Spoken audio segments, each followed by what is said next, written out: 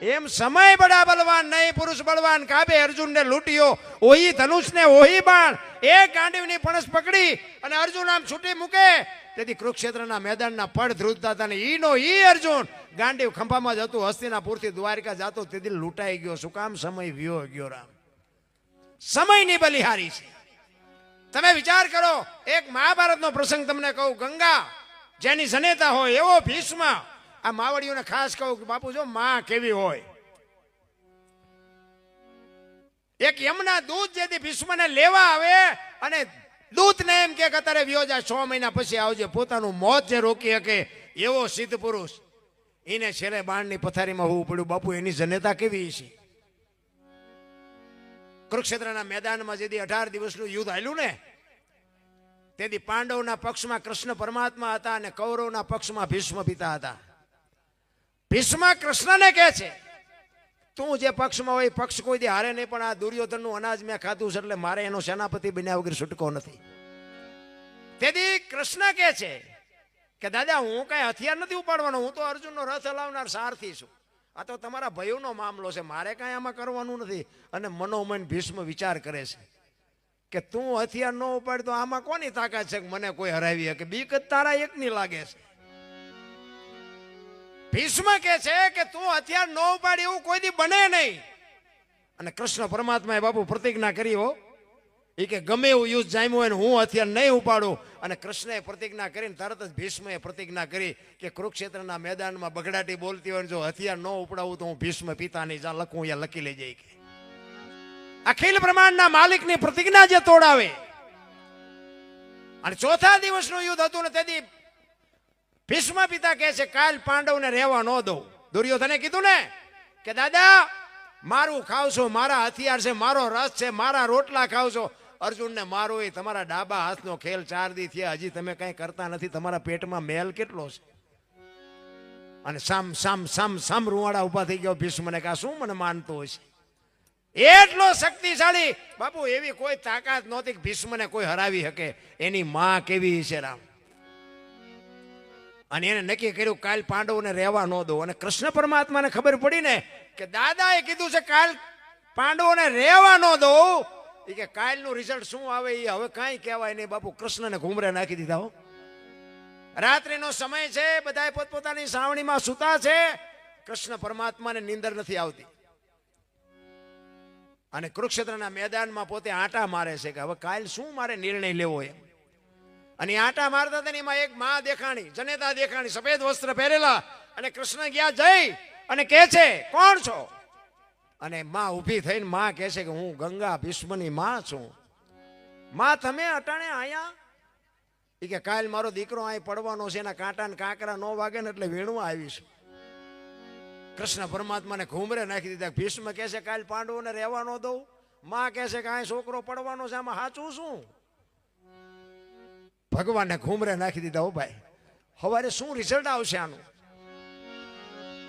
રાતે આવી અને અર્જુનને સાવણીમાંથી જગાડીને કહે છે કે અર્જુન કાલ તું તારા રથમાં શિખંડીને આગળ રાખજે, શિખંડીની આગેવાની રાખજે. અર્જુન કે શું એમાં બંગડીઓ પહેરી છે તેમે શિખંડીને રાખી? ઈ કે ભાઈ હું કહું એમ કરીને બોલો દડે રમે એવું કરી નાખશે. શિખંડી હશે તો જ તમારો મેળ પડશે. શિખંડીને આગળ રાખીને બાપુ હામ હામા રથ આવ્યા. હુરજ નારાયણ કોર કાઢી ભલે ઉઈ ગયા ભાણ ભાણલ તુહારા ભામણા જેના મરણ લગમાણ એ રાખજે કશ્યપ રાઉત ઉગ્યો એ તું હરવળ અંધારા ગયા જળવળ જડાળ જડાળ મીડો કિરણો પાથરવા. હામ હામા બાપુ રથ આવ્યા અને અર્જુનના રથમાં જ્યાં શિખંડીને જોયો ને ભીષ્મએ હથિયાર મૂકી દીધા. એ કે બાયલાઓ આગળ બાયલા રાખીને તમે મારી સામે લડવા આવો, હું તમારી સામે યુદ્ધ કરતો હોઈશ. ભીષ્મએ હથિયાર મૂક્યા ને પછી કૃષ્ણને અર્જુનને કહે છે કે હવે માર બાણ. એ કે પણ હથિયાર મૂકી દીધા. એ કે એટલે જ કહું છું માર મોકો છે. અને રૂએ રૂએ બાણ માર્યા. ભીષ્મ પડ્યા અને અહીંયા કૃષ્ણ અને અર્જુન બે ગયા ને એ જ વખતે બાપુ માં ગંગા પ્રગટ થયો. ધગેલ ત્રાંબા જેવી આંખો માં જોગ માયા કૃષ્ણની સામે નજર કરીને કહે છે મધુસૂદન મારા દીકરાને ત્યાં દગો કરીને માર્યો નહીં. અર્જુનની આગળ તે શિખંડીને રાખ્યો હતો ને, પણ શિખંડીની જગ્યાએ જો કદાચ તું ઊભો હોત ને તો તને ખબર પડત કે ગંગાના ધાવણમાં કેટલી તાકાત છે. ગંગા કેવી જનતા હશે બાપુ. એટલે મહાપુરુષો કહે છે કે જનુની જણ તો ભગત જણજે, કાં દાતા કાં સુરવીર, નહીં તો રહેજે વાંચણી, તારું મત ગુમાવજે નૂર. આ દીકરીઓને બાપુ મહાપુરુષો એટલે ભલામણ કરીશ, કોક દાતારનો, ભગતનો, સુરવીરનો, જતી સતીનો કોકનો જન્મ આપજે. અને જન્મ વખતે બાપુ કંઈક માં જો એનું ભજન હોય ને, માની કંઈક કમાણી હોય ને, તો જ બાપુ હારા દીકરા થાય. બાકી હારા દીકરા કરીએ હારા દીકરા એમ કંઈ ન થાય. વાપવું પડે, વાયવા વગેરે ઉગે નહીં. આજે આ મહાપુરુષો, આ તમે જુઓ જલારામ ને સગાળ શાહ ને આ જેટલા મહાપુરુષો થયા, એમની પેઢીઓ શું અમારી અહીંયા કોથળા મોકલાવતી છે, ત્યાં અમે એના ગાણા ગાઈ છે.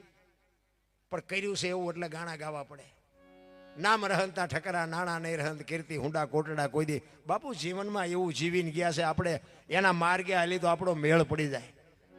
એટલે મહાપુરુષો કહે છે કે આના જે સતી ને જતી ને ભગત ને દાતાર ને સુરવીર ને કલાકાર ને આ બધા છે ને, જન્મે બને નહીં, જન્મથી જ હોય. ગામમાં એક કપાતર હોય ને, કપાતર એ જન્મથી જ હોય. ઘણા નથી કહેતા હારો હતો બગડી ગયો નહીં, બગડેલો જ હતો, તમે ઓળખવા મોડું કર્યું છે. બગડેલા હોય બગડેલા જ હોય. એટલા જ માટે બાપુ જલિયાણની ઝૂંપડી અખિલ બ્રહ્માંડનો માલિક આવ્યો ને, એ દાળ રોટલો પીરસાય ને બાપુ સાધુની પંગતમાં અખિલ બ્રહ્માંડનો માલિક સાધુના વેશમાં બેહી ગયો અને બધું પીરસાઈ ગયું. પછી જલા બાપા કહે છે કે કરો હરિહર. એક સાધુ જમતો નથી. જલા બાપા અહીંયા આવીને કહે છે બાપા હરિહર કરો. એ કે મને તું કંઈક દક્ષિણા આપવાનું હોય તો હરિહર કરું. એ કે બાપા દક્ષિણા તો આશ્રમની અંદર હોય, કંઈક માગજો, બાકી તમે બહારનું માગો તો હું કેમ લાવી શકું. એ કે આશ્રમમાં છે કે તો મળી જાય છે બાપુ, જમી લ્યો. એ કે વચન આપ, કે વચન આપવાનું ન હોય બાપુ, તમે કયો જલિયાણ તારું માથું જોવે અને જો બીજી મિનિટ થવા દઉં તો મારી માનું ધાવણ લાજે, જમી લ્યો. આમાં વચન ન હોય કે એ જમ્યા અને ભેટ પૂજાની લાઈન થઈ અને એ બાપુ આવ્યા ને પછી જલિયાણ કહે છે બોલો બાપુ શું જોઈએ છે. તમામ શક્તિ ભેળી કરી તે કીધું કે મારું શરીર વ્રત થઈ ગયું છે, મારું બાવડું પકડે એવું નથી, મને કોઈ રોટલો કરી દે એવું નથી, જો દઈ એક તો તારું બૈરું મને આપ. બાપુ કેવડી મોટી વાત કહેવાય. તમે આંકડા તો કાઢો. આપણે એક માગણ આવે ને જો ડેલીઓ આડી કર્યું તો આપણે શું બૈરા આપવાના હતા. જલા બાપા વીરબાઈ પાસે જઈને કહે છે કે સાંભળ્યું કે હા, એ કે એક સાધુ દક્ષિણા માગે છે. કાંઈ વાંધો નહીં, દઈ દો ને. કે પણ એની માગણી જેવી તેવી નથી, કે જે માગે આપણે રાખીને શું કામ છે. જલા બાપાની આંખમાં જળજળી આવી ગયા કે મારે કેમ કેવું જોગમાં તારી માગણી કરે છે. કેવા પતિ પત્ની છે. પતિ પત્ની કા એક મતા તો સરગા પૂરમાં સતા. બાપુ બે માણા હરખા હોય તો જીવવાની મજા આવે. જલા બાપા માંડ બોલી કે એની માગણી જેવી તેવી નથી, એમ કે છે કે તારું બૈરું મને આપ, તમારી માગણી કરે છે. તેથી આ ભારતની આર્ય નારી વીરબાઈ એમ કે છે કે ભક્તિની વેલડી તો વર્ષોથી આલી આવતી હતી, પણ આજ એ વેલડીને ફળ આવ્યા એવું મને લાગે છે. મારા બાપાએ તમને હાથ સોંપ્યો છે ને, એ હાથ જો બાવાને સોંપી દો તો મને જવામાં વાંધો નથી. બાપુ કેવી માં છે. એ આમ બાવડું લઈ અને જલા બાપા આવ્યા, ભગવાનને કીધું કે બૈરું જોવે છે ને, કે હા કે હાલે. એ આમ બાવડું પકડાયું ને તેથી સત્તાધારની ગાદી ઉપર આપા ગીગા હતા અને એ બાવડું પકડાયું તેથી સત્તાધારમાં બાપુ એની હાથે ટોકરા આરતી ડગારા મીડા વાગવા. માણસો જાગી ગયા કે બાપુ આ શું કૌતુક થયું. આપા ગીગા વીરપુર સામે નજર કરીને દખાડ ખાડ ખાડ દાંત કાઢે છે. કાંઈ નથી, હુઈ જાઓ. એ કે પણ બાપુ કયો તો ખરા. એ કે કાંઈ નથી, વીરપુરની બજારમાં લોહાણાના દીકરાએ વીજળીના ચમકારે મોતી પરોવી લીધું, બસ વાત આટલી છે, બીજું કાંઈ છે નહીં દુનિયામાં. કાંઈક મોકો આવે તો કરી લેજો, બાકી મરી જવાનું છે, વાત પાકી છે. એટલે જલિયાણ બૈરું આપી દે. ભગવાન વીરબાઈને લઈને હાલતો થાય, જંગલમાં જઈ જોડીને ઝંડો આપ્યો. ભગવાન મૂંઝાણો. એ કે બૈરું આપ્યું, હવાન મૂકવું ઊંચા. ભગવાનને ભગાડ્યા છે ભાઈ ઈ મહાપુરુષ. ઈ જોડીને ઝંડો બે આપી અને માને કીધું કે આ બેવો હું આવું છું. ઈ આવું છું કહીને જીવો, ઈ જીવો હજી આવ્યો નથી. ઈ જોડીને ઝંડો હજી આજે વીરપુરમાં છે. આ ભજન એટલે મહાપુરુષોએ કીધું નિમાધારી નર ને નારી. અરે શું ભલામણા. અત્યારે તમે જોવો તો આપણે જોઈએ છે ને ઘણા ઠેકાણે બેન આગળ ભાઈનું ન હાલે, ભાઈ આગળ બેનનું ન હાલે. આપણે એમ થાય કે આમાં દીકરા જેવા થાય. એક બે ખેતરોની માથે એક દ્રષ્ટાંત આપીને પછી મારી વાણીને વિરામ આપું, કારણ કે આ શેરડીનો રોટલો બે ખાવામાં મજા ન આવે. એટલે હવે અમારું બધું નાસ્તામાં જાય છે. એટલે એક દ્રષ્ટાંત આપી દઉં. બે ખેતરોની માથે એક મોરલો બોલતો હતો અને અહીંયા કોયલ બેઠી બેઠી વિચાર કરતી હતી. ખાતા જાઓ તમે તારે સાંભળજો. કાન ખોલા રાખજો. બે ખેતરની માથે મોરલો બોલતો હતો અને અહીંયા કોયલ બેઠી બેઠી વિચાર કરતી હતી કે આ સુંદર મજાનો અવાજ આવે છે કોણ, એને ખબર નહોતી મોર બોલે છે. વરસાદ ઝરમર ઝરમર વરસતો એટલે એને એમ થયું વરસાદ રહી જાય મારે જોવા જવું છે કોણ બોલે છે. એમ બીજી વાર મોરલો બોલ્યો ને તો કોયલને કહું મડી તૂટવા એ કે મારે જોવા જવું છે, આ વરસાદ રહી જાય તો સારું જલ્દી. ઘડીક થયું ને ત્યાં મોરલો ત્રીજી વાર બોલ્યો ને તો કોયલ મનથી વરી ચૂકી, જે હોય મારે કઈ ના લગ્ન કરી લેવા છે, મનથી વરી ચૂકી ભાઈ, જે હોય વરસાદ રહી જાય પછી કઈ જઈને લગ્ન જ કરી લેવા છે. આ મોબાઈલમાં અત્યારે આપણે આમ જ નથી થતું.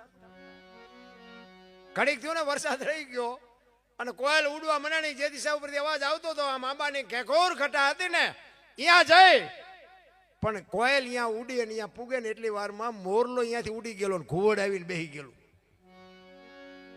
ઘોડ ને અહીંયા આવીને કોયલે પૂછ્યું કે હમણાં સુંદર મજાનો અવાજ આવતો હતી કે કોણ બોલતું હતી, કે ભાઈડો બોલતો કે શું કામ છે. એને ખબર જ નથી, બોલવા વાળો વી ગયો, આ તો બીજો કોઈ કપાતર બેઠો.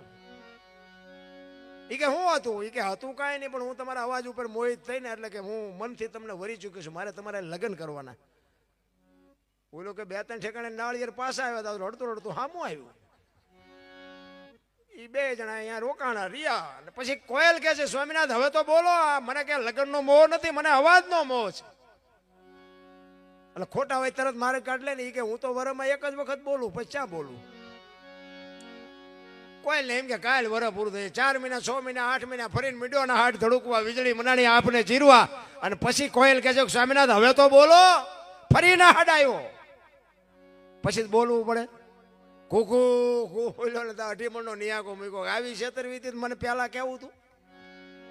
આપણા ઘરે જોવો ને કેટલી કોયલું નથી હલવાની, નકરી કોયલું હલવાની છે એવું નથી હોય, કેટલાય મોરલા ચીબરીઓમાં હલવાના છે, પણ આપણે એમ ત્યાં હાલ્યા જાય છે ભગવાન મારો નાથ જો ગાડું પુગાડી દેતા તો